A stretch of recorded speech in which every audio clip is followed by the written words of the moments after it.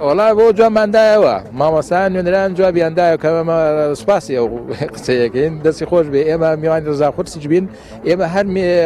خەڵکی ئەم کوردستانە خەڵکی ئێمە هەرێمە نێجاچی لە هەولێر بێتی لە هەر شارێکی ئەم کوردستانە بێت ئێمە هاتوونە بۆ بەدەم ینی بۆ بەدەم دا و ماف و کێشەڕاوەکانی خۆمانکەوە هەر تەنانە لە موچای بچووک ناکرێتەوە موچە توار موچە نیە هەموو پرنسپەکە ینی پرنسەکانی کا ئەگرێتەوە تۆ هەر لە ئیدارەدانەوە لە سیاسیەوە لە کۆمەڵایەتیەوە لە هەموو بەڕێوەبرنی وڵاتە بەڕاستی بەڕێوەبرنێکی سەقەتە بەڕێوەبرنێکە کێشەیەکە بۆ هەموو کۆمەڵانی خەڵک ئەوە ناکرێت ئیدارەدان ئەوە نابێت بەداخەوە ئێمە طبعاً ئێمە ئەوە لە خەڵکی هەولێر و خەڵکی بە شەرەفی هەولێر و خۆشەویستانمان لە شاری هەولێر چاوەڕوان ناکەین بەڵام ئەوە ڕێی خۆیەتی بۆ چوونی خۆیەتی کوردەواری ئەڵێ گۆزە چی تیابێ هەرەوەی لێڕژێ ئەو بۆ خۆی ئەو قسەی کردووە ئەگینا ئێمە هاتوین بۆ داکۆکیکردن لە مافی هەموو خەڵکی کوردستان بە شاری هەولێریشەوە هەولێر پایتەختی خۆمانە شاری خۆمانە وڵاتی خۆمانە ئەو قسانەی ئەو کردوێتی تعبیر و گزارش تەنها لە ڕاوبیر و بۆ چوونی خۆیەکە پەیوەندی بە ڕای هەولێریەکانەوە نییە. هەولێر پایتەختی هەمووانە و مامەسایان پێم وایە ئەوەی کە کردویانە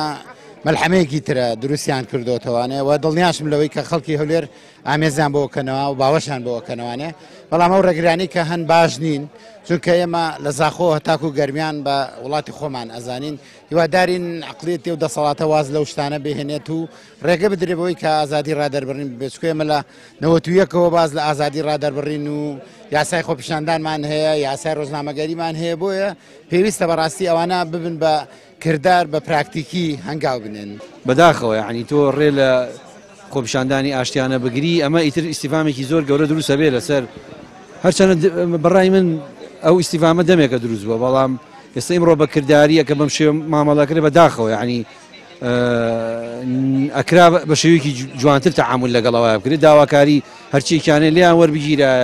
هەر شوێنێک بیانەوە کاکە بۆ ناکرێت ینی هاوڵاتی ئەم وڵاتە بۆ ناکرێت چای بە بەرپرسێکی ئەم وڵاتە بکەوێت و داواکانی خۆی پێ بکە بەڕاستی قابلی وەڵامدانەوە نییە ئەو نمایندەی خەڵکی هەولێر نییە ئەو نمایندەی حکوومەتێکی شکست خواردووە خەڵکی هەولێر زۆر لەوە بە شەرەفترن کە میوانداری خەڵک بکەن ئیسپاتی کرد کە ئەو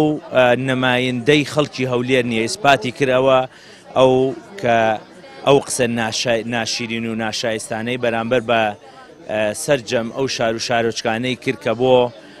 داکۆکیکردن و بۆ پشتگیریکردن لە مانگرتوان ڕۆشتن بە شێوەیەکی زۆر ناشیرین و نالایەق وەڵامی دانەوە. ئەوەی کە ئەوانە قساکەن لە نامەسوولەتی خۆیانەوە ئەو قسانیان کردووە هەست بە بەرپرسیارەتی ناکەن ئەمە بۆ ڕووخاندنی شکۆی مامۆستا و شکۆی فەرمانبەرانە ئەمانی شکۆیان بۆ قسە هەلاق و مەلاقانەی سەرۆشی ئەو جێگری سەرۆشی حکوومەت و بە محافزی هەولێر و ئەمانە ناڕوخێ خاڵکانێکن ئەمانە شکۆیان لە وەکو قەندیل بەرزە شکۆیان بەرزە و هەموو خەڵکیش ڕێز و احترام و خۆشەویستی خوانیان بۆ دەرەبڕێ پشتگیریانەکە ئەمە وەڵامی ئێمەیە بۆ ئەو دەسەڵاتە.